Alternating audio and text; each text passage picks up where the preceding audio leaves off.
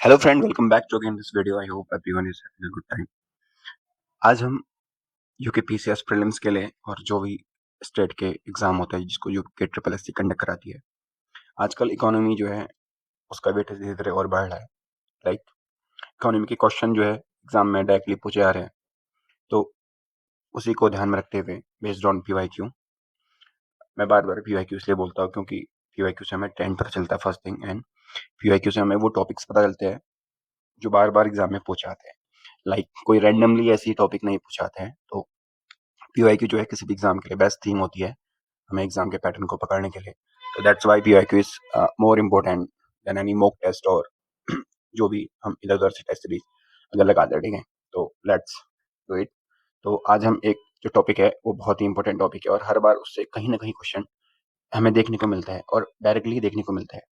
तो टॉपिक है बेरोजगारी और अनएम्प्लॉयमेंट। ठीक है, तो बेरोजगारी लाइक हम इसको समझते हैं कि बेरोजगारी क्या होती है, इसके टाइप कितने प्रकार के होते हैं, और इसको मतलब जो exam purpose, exam orientation, like जो एग्जाम के लिए इम्पोर्टेंट है सिर्फ वही देखेंगे, उसके बियॉन्ड कुछ भी नहीं देखेंगे। तो बिना किसी देरी के शुरू करते हैं। जो बेरोजगारी होती है, ठीक है, तो जो बेरोजगारी है, इज इट कॉल्ड अनएम्प्लॉयमेंट। तो बेरोजगारी क्या होती है? बेरोजगारी एक ऐसी कंडीशन होती है जिसमें कोई भी व्यक्ति जो काम करने के योग्य है और जो इच्छुक है उस काम को करने के लिए, बट उसे काम नहीं मिल पा रहा है, ठीक है, तो उसको अवसर नहीं मिल पा रहा है, उसको हम बेरोजगारी कहेंगे। इन द फॉर्म लाइक जैसे ये एक पर्सन है, ये आपका क्या कहते हैं, काम करने के योग्य है, काम करने के योग्य है, योग्य तो है, इसमें योग्यता है, सब क्वालिफिकेशन वगैरह और जो इसकी स्किल है सब कुछ है इसके पास। देन और ये इच्छुक भी है, जो मेन चीज होती है कि इच्छुक है वो, मतलब उसको काम करना है। तो योग्यता और इसके अंदर की जो भावना है कि मैं इच्छुक हूँ, दोनों चीज होने के बाद भी जो है इसको अवसर नहीं मिल पा रहे हैं। अब वो अवसर क्यों नहीं मिल पा रहे, उसके बहुत सारे रीजन हो सकते हैं। ठीक है, तो जब कोई व्यक्ति काम करने के योग्य है और क्या कहते हैं, और वो इच्छुक है परंतु वो काम करने का उसको अवसर नहीं मिल पा रहा है, तो हम उस कंडीशन को कहते हैं बेरोजगारी, यानी कि अनएम्प्लॉयमेंट। अनएम्प्लॉयमेंट, ठीक है, that is called unemployment. Then अब हम यहाँ से थोड़ा देखते हैं, एक होता है ना टर्म होता है श्रम बल, यानी कि अब हम वो श्रम बल हम बहुत बार सुनते रहते हैं कि श्रम बल क्या होता है, श्रम बल क्या होता है। तो श्रम बल एक टर्मिनोलॉजी है, इसको हम देखते हैं कि श्रम बल क्या होता है। तो वो व्यक्ति जो काम करने के योग्य है, इच्छुक भी है, और काम करने की जो आयु वर्ग है 15 से 59 साल के बीच में है, तो वो सब श्रम बल के अंदर आते हैं। ठीक है, तो वही कि जो व्यक्ति, उसमें कोई भी हो सकता है, मेल और फीमेल या एनी ऑफ दिस, ट्रांसजेंडर भी हो सकता है, या जो भी अ, जो भी है, तो कोई भी व्यक्ति जो वही काम करने के इच्छुक है और आपका योग्यता भी है उसके अंदर उस काम को करने के लिए। देन तो और वो जो एज है ना, श्रम बल 15 से लेके 59 साल, ये ना कभी कभी एग्जाम में डायरेक्ट क्वेश्चन पूछ देगा, तो ये थोड़ा इंपॉर्टेंट है यहाँ पे, इसको याद रखना है हमें कि जो श्रम बल की एज होती है वो कितने से कंसिडर की गई है। ये ऑफिशियल है, 15 साल से लेके 59 साल के बीच की जो एज है इसको हम श्रम बल कहते हैं। ठीक है, यानी कि लेबर फोर्स। अब जैसे ना आजकल हम ये हर एक न्यूज़पेपर में और इंडिया में चल रहा है कि इंडिया का जो लेबर फोर्स है वो बहुत ही मतलब स्ट्रांग इस टाइम पे, तो हमें अपना जो लेबर फोर्स है उसका फायदा उठाना चाहिए। ठीक है, लाइक जो एक टर्म होता है, वो मैं टर्म भूल रहा हूँ, उसको कहते हैं, एक minute, let me recall, I think उसको कहते हैं लेबर पार्टिसिपेशन रेट, नहीं नहीं नहीं, वो नहीं कहते हैं, आई थिंक लेबर फोर्स भी नहीं कहते हैं, उसको कहते हैं, चलो अभी याद आके फिर बताऊंगा। तो अभी इतना देखना है कि जो श्रम बल है, तो श्रम बल आपका 15 से लेकर 59 के बीच में एज, जो एज ग्रुप के है उसको हम श्रम बल कैटेगरी में डालते हैं। ठीक है, तो इसी श्रम बल से एक हमारा फॉर्मूला होता है, श्रम बल भागीदारी दर, उसको हम कहते हैं LFPR। तो पहले हम इसको देख लेते हैं, उसके बाद हम टाइप ऑफ अनएम्प्लॉयमेंट को देखेंगे। ये बहुत जरूरी है, इंपॉर्टेंट डाटा है। LFPR labour force participation rate होता है इसको। ठीक है, लेबर फोर्स पार्टिसिपेशन रेट। ठीक है, हिंदी में इसको कहते हैं आपका श्रम बल भागीदारी दर, श्रम बल भागीदारी दर, ठीक है। तो जो LFPR होता है ना, लेबर फोर्स पार्टिसिपेशन रेट, ये होता क्या है? तो इसका एक फॉर्मूला होता है, वो होता है श्रम बल अपॉन जो वर्किंग एज पॉपुलेशन है, ठीक है। यानी कि जो वर्किंग एज पॉपुलेशन, यानी कि वो एज ग्रुप या वो संख्या जो काम करने वाले हैं, जैसे 15 से 59 साल इसमें हो गया वर्किंग एज, ठीक है, पॉपुलेशन इंटू 1000, सॉरी 100। तो इस फॉर्मूले से हम निकालते हैं LFPR। कभी कभी टाइप पूछ देगा कि LFPR श्रम बल भागीदारी दर से क्या समझते हो, या इस ऑप्शन दे देगा कि श्रम बल को वर्किंग एज पॉपुलेशन से भाग देके इस टाइप से निकालते, जो भी है, ठीक है। तो बस इतना हमें याद रखना है कि LFPR क्या होता है, लेबर फोर्स पार्टिसिपेशन रेट। जो श्रम बल होता है उसको हम जो वर्किंग एज ऑफ पॉपुलेशन है उससे भाग देके इसको निकालते हैं, ठीक है, जो टोटल श्रम बल है। तो इसको अब इम्पोर्टेंट है कि इसको जारी कौन करता है। तो इसको जो NSO है, नेशनल स्टैटिस्टिकल ऑफिस, ये जारी करता है। ये इंपॉर्टेंट है, ये सीधा क्वेश्चन डायरेक्टली क्वेश्चन पूछता है कि LFPR labour force participation rate को कौन जारी करता है, पब्लिश करता है। तो वो आपका NSO जारी करता है, ठीक है। तो ये हमें अच्छे से याद रखना है। देन यहाँ पे और एक और होता है पीरियोडिक लेबर फोर्स सर्वे, उसको भी हम देख लेते हैं, ठीक है। एक होता है पीरियोडिक लेबर फोर्स सर्वे। तो दो टर्मोलॉजी ना, इनको बस हमें जितना एग्जाम में आएगा वही पढ़ रहे हैं। जैसे यहाँ पे एग्जाम में कह सकता है कि श्रम बल भागीदारी दर LFPR labour force participation rate को कौन जारी करता है, तो NSO जारी करता है। और श्रम बल क्या होता है, मैंने यहाँ बताया था कि 15 से 59 साल के बीच के जो एज ग्रुप है उसको हम श्रम बल कैटेगरी में रखते हैं। देन एक और होता है PLFS periodic labour force survey. तो जो पीरियोडिक लेबर फोर्स सर्वे है इसको कंडक्ट कौन करवाता है, ये इंपॉर्टेंट एक क्वेश्चन पूछ देता है, ठीक है। इसको कंडक्ट कौन कराता है, कंडक्टेड बाय NSO, ठीक है। इसको भी NSO कंडक्ट कराता है, नेशनल स्टैटिस्टिकल ऑफिस। अब इंपॉर्टेंट क्वेश्चन ये हो जाता है कि NSO किसके अंदर आता है। NSO कम्स अंडर आपका मॉस्पी, ठीक है, MOSPI, ministry of statical programme implementation, ठीक है। तो ये इसकी फुल फॉर्म है मॉस्पाई, ये मिनिस्ट्री हमारी मॉस्पी मिनिस्ट्री। तो मॉस्पी के अंदर आता है NSO, नेशनल स्टैटिस्टिकल ऑफिस। और जो NSO है ये कंडक्ट कराएगा PLFS को, पीरियोडिक लेबर फोर्स सर्वे, और LFPR labour force participation rate. अपना एग्जाम में कभी कभी ना क्वेश्चन डायरेक्ट पूछ लेगा कि LFPR labour force participation rate कितना है। तो वो हमें डाटा के अकॉर्डिंग चेक करना होगा, जो बजट में, जिसमें हमें मतलब जो भी रिपोर्टें अपनी वार्षिक या जब भी जैसे भी निकालती है, तो वहाँ पे हमें पता चल जाता है कि इसका परसेंटेज कितना है। तो वो बाद में हम देखेंगे। तो अभी खैर इसको हम थोड़ा साइड रखते हैं। अभी इम्पोर्टेंट ये था कि कंक्लूजन ये है कि अ, ये बात रिकॉल कर लेते हैं, बेरोजगारी क्या होती है। बेरोजगारी आपकी कोई व्यक्ति काम करने के योग्य है और वो इच्छुक भी है, बट वो उसको अवसर नहीं मिल पा रहा है, दैट इज कम्स अंडर बेरोजगारी, अनएम्प्लॉयमेंट कहते हैं इसको। देन एक होता है श्रम बल। श्रम बल क्या होता है, जो 15 से लेकर 59 साल के बीच के एज ग्रुप में होंगे, मेल फीमेल या ट्रांसजेंडर कोई भी, तो उन व्यक्ति को श्रम बल की कैटेगरी में रखते हैं। वही जो काम करने के इच्छुक है और योग्य है, बट उसको, ठीक है, तो ये सब, हाँ, काम करने के इच्छुक है, योग्य है, तो सब इस श्रम बल की कैटेगरी में आएंगे। देन LFPR होता है लेबर फोर्स पार्टिसिपेशन रेट। ये क्या होता है, श्रम बल को वर्किंग एज पॉपुलेशन से भाग देके इसको हम निकालते हैं। देन हम यहाँ पे से और क्या होता है, हाँ, और LFPR को कौन निकालता है, NSO निकालता है। देन एक और होता है PLFS periodic labour force survey, इसको भी कौन निकालता है, इसको NSO निकालता है, और ये मोस्पाई के अंदर आता है, ठीक है। यहाँ तक ये हो गया। अब हमने ना बेसिक कवर कर लिया, लाइक बेसिक, लाइक की जो एग्जाम में डायरेक्टली पूछता है और हमें उस सीधे तौर पे मिल जाएगा। देन हम इसके बाद थोड़ा सा ओरिएंटेशन में जाके अब टाइप ऑफ बेरोजगारी पड़ता है, ठीक है। यानी कि जो एक और, इससे पहले हम एक और देख लेते हैं कि एक होती है अल्प बेरोजगारी। अल्प बेरोजगारी क्या होती है, कवर कर लेते हैं।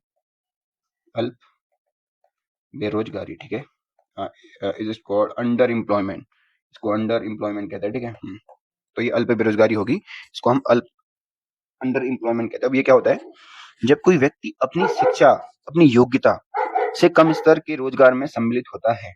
अब एग्जाम्पल के लिए, यानी कि ये एक कोई व्यक्ति है, जब ये अपनी जो इसकी शिक्षा है, यानी जो भी इसने एजुकेशन क्वालिफिकेशन अभी तक ली है, तो उसके अकॉर्डिंग इसकी जो योग्यता होगी उससे कम लेवल का जो रोजगार है उसमें सम्मिलित होता है, तो उसको अल्प बेरोजगारी कहते हैं। एग्जाम्पल, एक बंदा ए है, एक बंदा बी है, ठीक है, और एक बंदी है सी।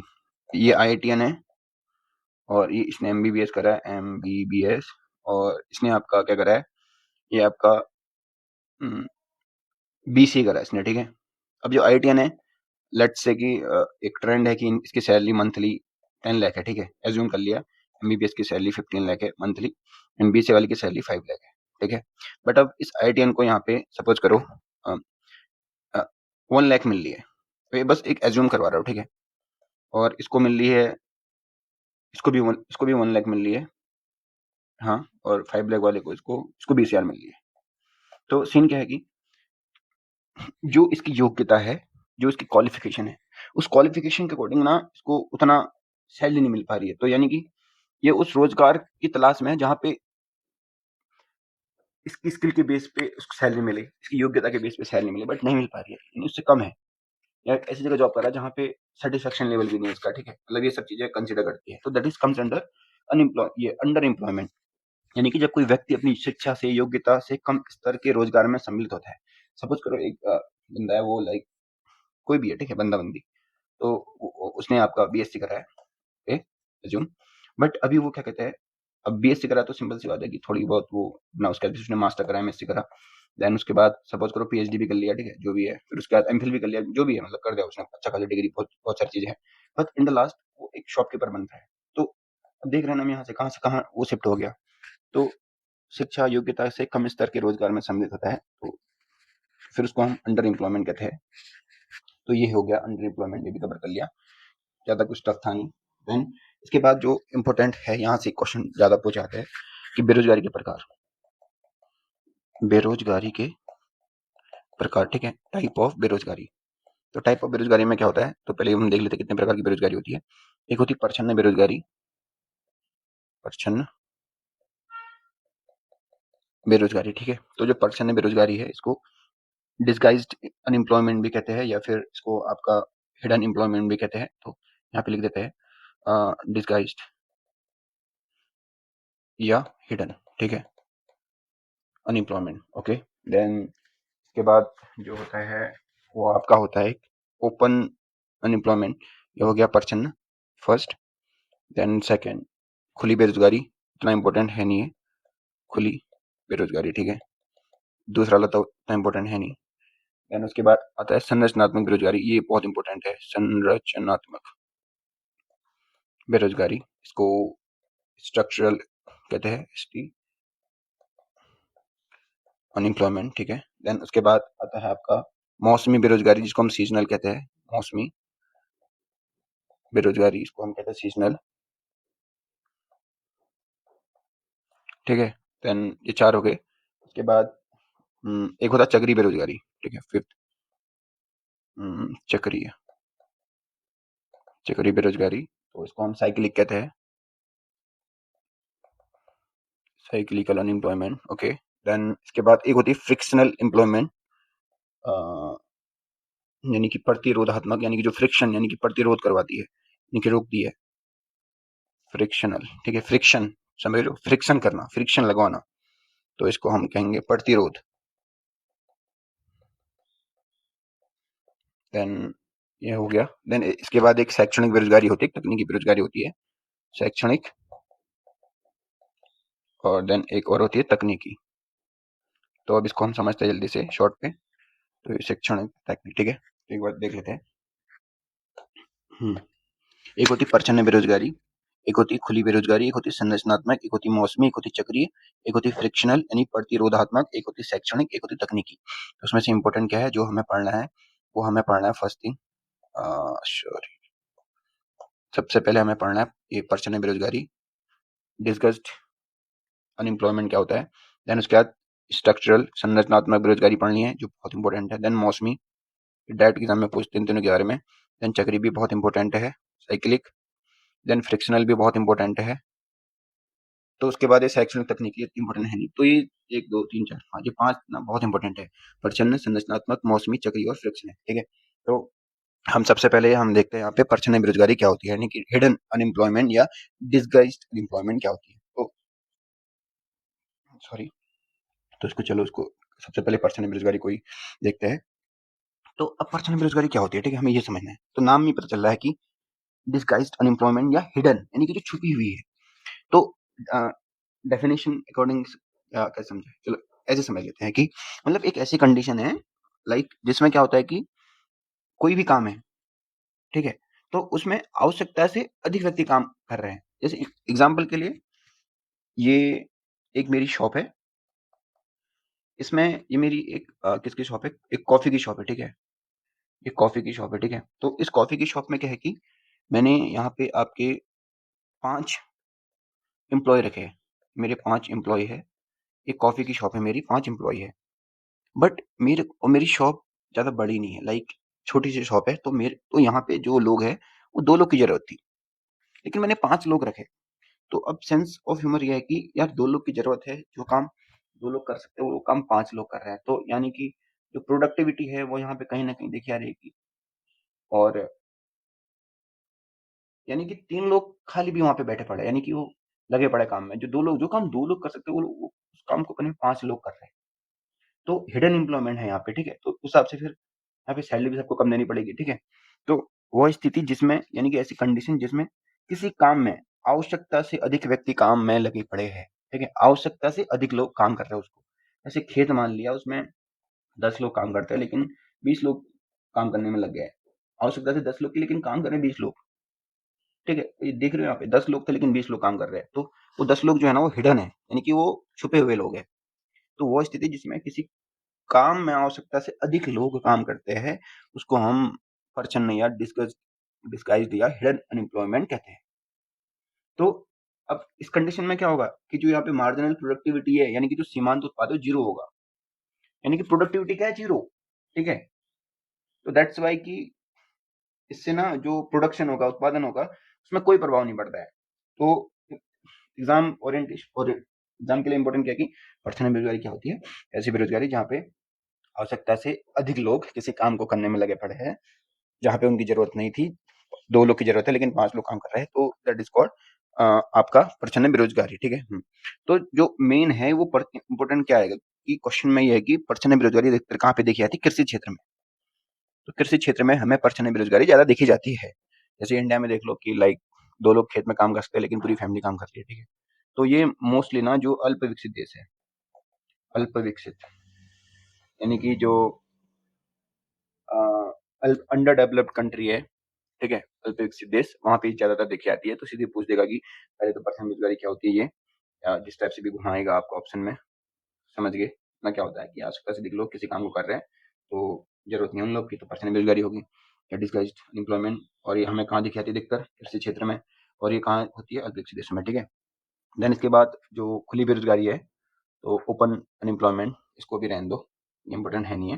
देन इसके बाद संरचनात्मक बेरोजगारी में आते हैं स्ट्रक्चरल बेरोजगारी। देखो नाम से बदल रहा है, स्ट्रक्चरल यानी कि संरचनात्मक, यानी संरचना में कमी के कारण जहाँ पे जो बेरोजगारी होगी, that is comes under structural unemployment, ठीक है?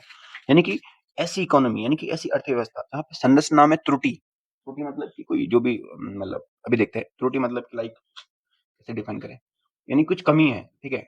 हम समझ सकते हैं, अभी अभी देखते हैं इसको। ऐसी इकोनॉमी जहाँ पे संरचना में कुछ, यानी जो स्ट्रक्चरल है, उसमें कुछ कमी है, तो उसके कारण जो उत्पन्न बेरोजगारी होगी। जैसे अब स्ट्रक्चरल बेरोजगारी में क्या आएगा? जैसे कहीं पे इंफ्रास्ट्रक्चर नहीं है, कहीं पे रोड नहीं है, कहीं पे मशीन नहीं है, ठीक है? जैसे सपोज करो यहाँ पे ना स्किल नहीं है, लाइक एक ऐसा काम जहाँ पे हमारा स्किल की जरूरत है। स्किल मतलब कि कौशल, कौशल मतलब कि लाइक सपोज करो कोई एक पॉलिटेक्निक का स्टूडेंट है, इलेक्ट्रिक से करी है, तो चलो ये छोड़ो, और इजी में बताता हूँ कि स्किल की कमी का मतलब क्या होता है। एक डाटा है, तो डाटा कहता है कि हमारी इंडिया में जो जितने भी बीटेक करने वाले स्टूडेंट हैं, उसमें से लाइक 60 to 70% से भी ज्यादा लोग ऐसे हैं जिनके पास स्किल नहीं है, यानी उन्होंने बीटेक तो कर ली है, बट उनके पास स्किल नहीं एक्चुअली में कि इस काम को करना कैसे है, यानी कि जो लेवल ऑफ स्टैंडर्ड होना चाहिए ग्लोबल मार्केट के अकॉर्डिंग, वो उनके पास नहीं है। उनके स्किल नहीं है, उनके पास, उनको कोडिंग नहीं आती, उनको आपका एआई टूल्स को यूज करना नहीं आता है, ठीक है? यानी कि उनको बहुत कुछ नहीं आता है ग्लोबल मार्केट के अकॉर्डिंग, यानी कि जो स्टैंडर्ड है ग्लोबल का। तो वो होती है स्किल, यानी स्किल की कमी है, ठीक है?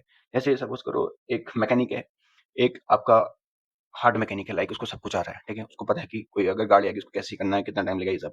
एक वहीं पे आपका इंटर्न है, तो उसको कुछ भी नहीं पता, वो खाली वहाँ पे बैठा है, तो वो स्किल कमी है ना उसके पास।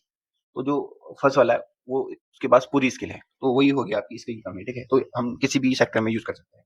तो स्ट्रक्चरल अनएम्प्लॉयमेंट क्या होती है कि ऐसी इकोनॉमी जहाँ पे जो संरचना है उसमें त्रुटि के कारण, यानी संरचना में कमी है, यानी कि जो स्ट्रक्चरल है उसमें कमी है। स्ट्रक्चर मतलब यही होता है कि यहाँ पे इंफ्रास्ट्रक्चर नहीं है, जहाँ पे रोड नहीं है, यहाँ जहाँ पे जो स्किल है, कौशल वो नहीं है, या जहाँ पे जो बेसिक इंफ्रास्ट्रक्चर होता है, ठीक है, आधारभूत ढांचा, या जहाँ पे कैपिटल नहीं है, पूँजी की भी कमी है, ठीक है। सपोज़ कोई एमएसएमई है छोटी-सी, कोई तो उस एमएसएमई को लाइक चाहिए कि 10 करोड़ चाहिए, बट वहाँ पे उसके पास 1 ही करोड़ है। तो 9 करोड़ कहाँ से लाएगा? तो कैपिटल की कमी है। तो जिसके कारण से वो अच्छे एम्प्लॉयी को हायर नहीं कर पाएगा, ठीक है? या फिर अच्छे लोगों को वहाँ पे कंपनी में रख नहीं पाएगा। तो फिर वो क्या करेगा कि वो सस्ता लेबर ढूँढेगा, या फिर ऐसे लोग ढूँढेगा जिनके पास स्किल उतनी है नहीं, उनको कम वेज देगा, कम सैलरी देगा, तो फिर उनसे काम करवाएगा। तो फिर वहाँ पे प्रोडक्टिविटी खुद कम हो जाएगी। तो that is comes under structural बेरोज़गारी, संरचनात्मक बेरोज़गारी, ठीक है? और इसका सबसे अच्छा एग्जाम्पल है कि भारत में सबसे ज़्यादा यही संरचनात्मक बेरोज़गारी है, और ये मोस्टली अल्पविकसित देशों में देखी जाती है, ठीक है?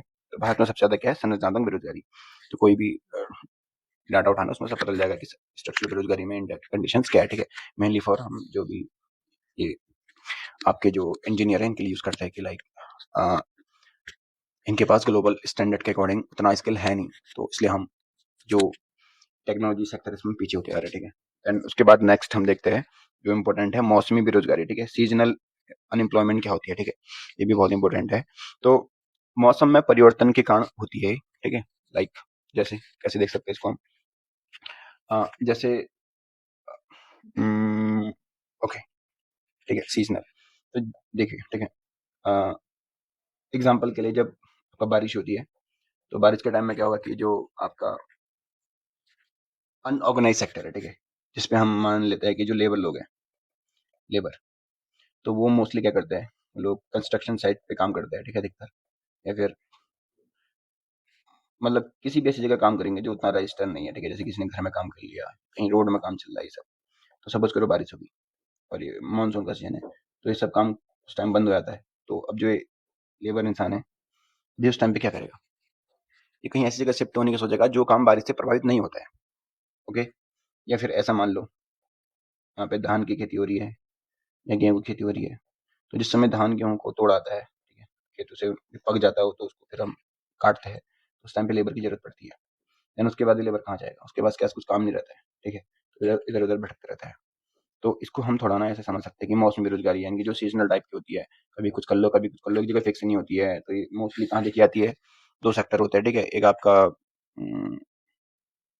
क्या कहते हैं इसको, मतलब ये मौसमी बेरोजगारी ऐसे हम समझ सकते हैं कि जो एक फिक्स नहीं है काम, और वो कभी काम कहीं करते हैं, कभी काम कहीं करते हैं, अकॉर्डिंग टू लाइक मौसम के हिसाब से नहीं बोलेंगे इसको, तो काम के हिसाब से कि लाइक कहाँ पे काम हो रहा है, कहाँ पे काम नहीं हो रहा है। तो जो ऐसे लोग होंगे वो सब इस सीजनल अनएम्प्लॉयमेंट के अंदर इंटर करेंगे, ठीक है।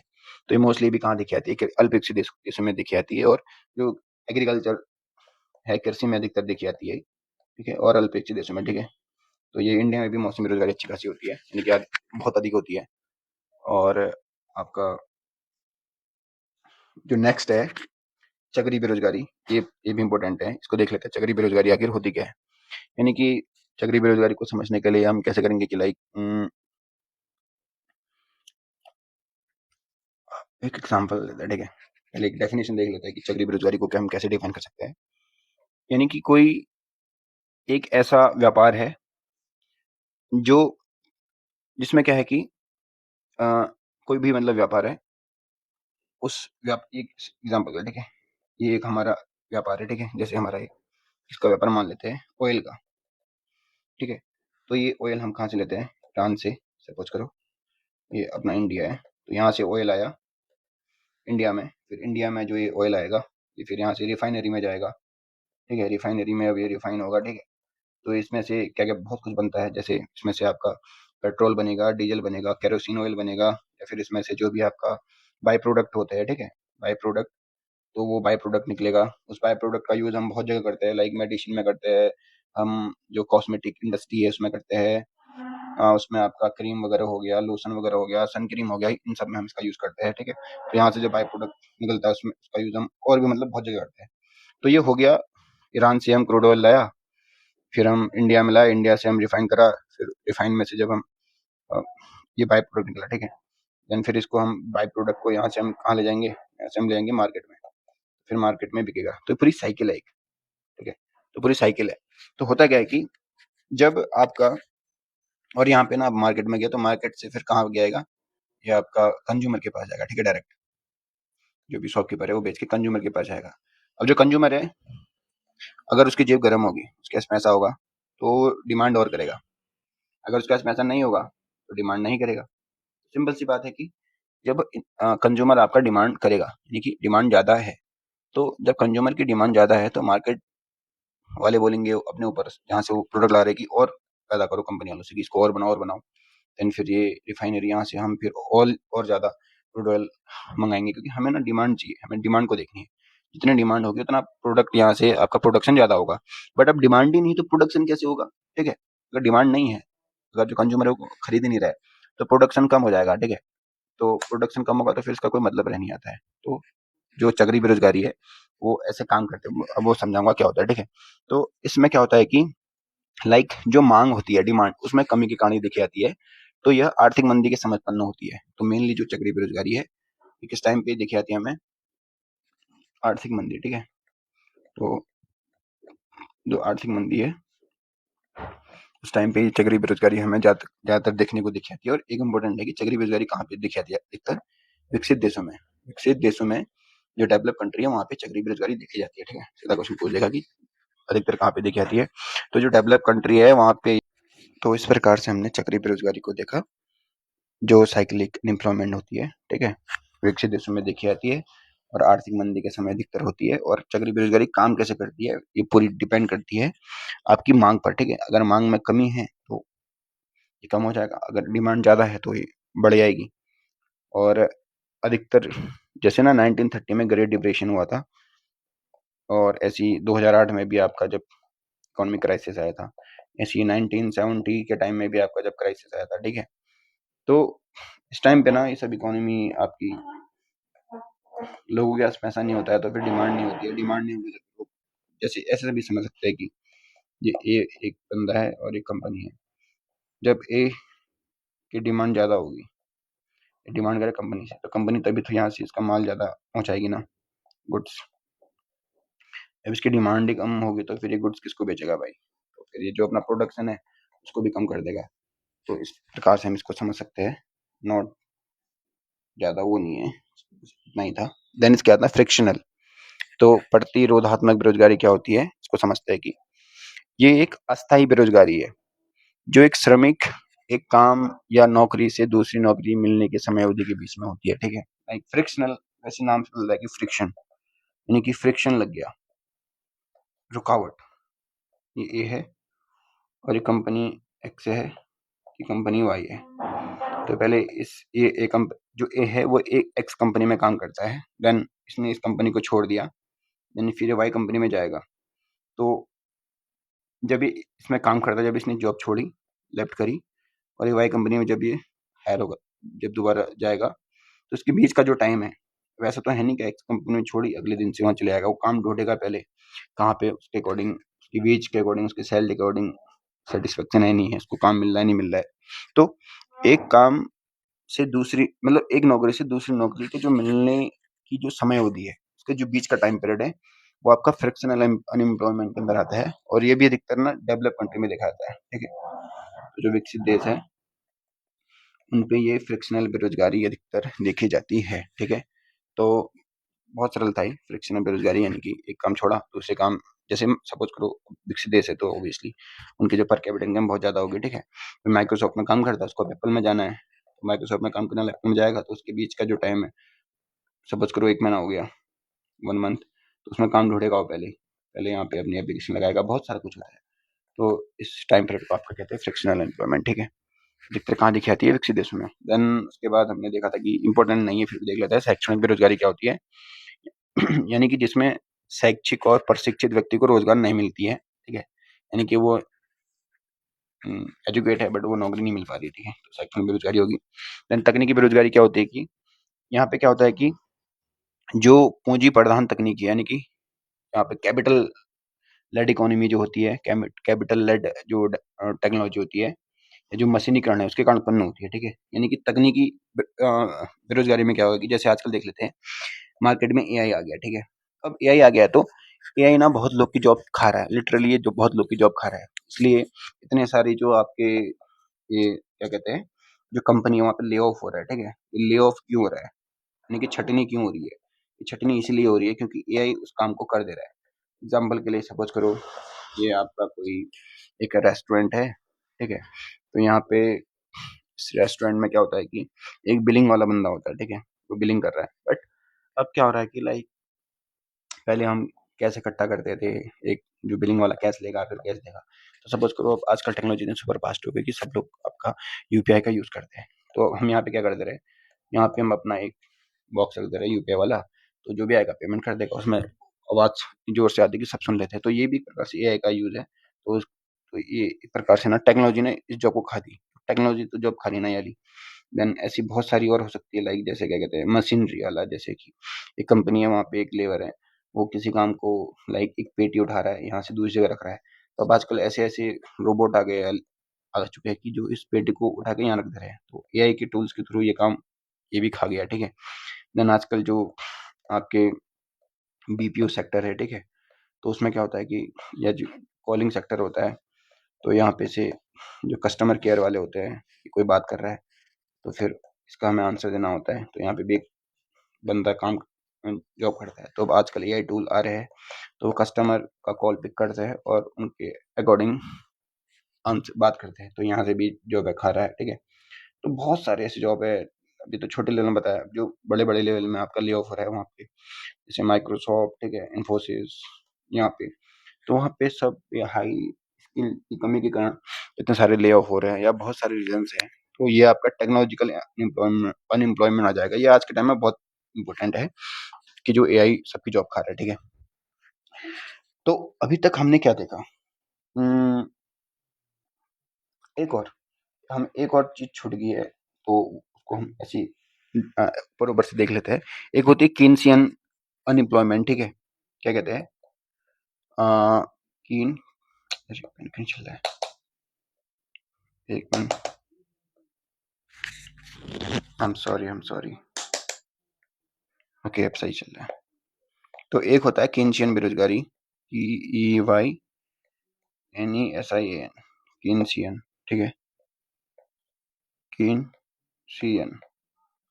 तो कीन्सियन अनएम्प्लॉयमेंट क्या होता है? जो कीन्स थे ना उसने दिया था। कीन्स कौन है इसके बारे में एक दिन अच्छे से डिस्कस करेंगे। एक दिन क्या करेंगे, बहुत सारे ऐसे हमारे इकोनॉमिस्ट है जिसके बारे में हमें जानना चाहिए, जो बहुत ही इम्पोर्टेंट है। तो एक दिन जितने भी ऐसे इकोनॉमिस्ट थे जिन्होंने कुछ ना कुछ बड़ा काम करा है, तो उसके एक अलग से सब वीडियो लेंगे, ठीक है? तो उसमें से एक होंगे हमारे कीन्स। तो अभी देख लेते हैं कीन्सियन अनएम्प्लॉयमेंट क्या होती है। तो ऐसी इकोनॉमी जिसमें समग्र मांग के कारण अ, वो बेरोज़गारी उत्पन्न होती है, उसको हम कीनसियन इकोनॉमी के अंदर आएँगे। यानी कि जो समग्र माँग मतलब कि एग्रीगेट डिमांड, ठीक है? समग्र माँग, अब इतना देख लो कि समग्र माँग के कारण जो है ना, इस एग्रीगेट डिमांड कहते हैं इसको। तो अब समग्र माँग क्या होता है? एक दिन इसको अच्छे से डिफाइन करेंगे, बट अभी ऐसे देख लेते हैं। समग्र कीनसियन इकोनॉमी क्या होती है? जो समग्र माँग के कारण उत्पन्न होती है, ठीक है? यानी कि इसमें क्या होता है कि जैसे ना एक हमने अभी थोड़ी देर पहले ऊपर यहाँ पे ना एक एग्ज़ाम्पल लिया था कि आपका कहाँ गया? 1930 वाला। उम,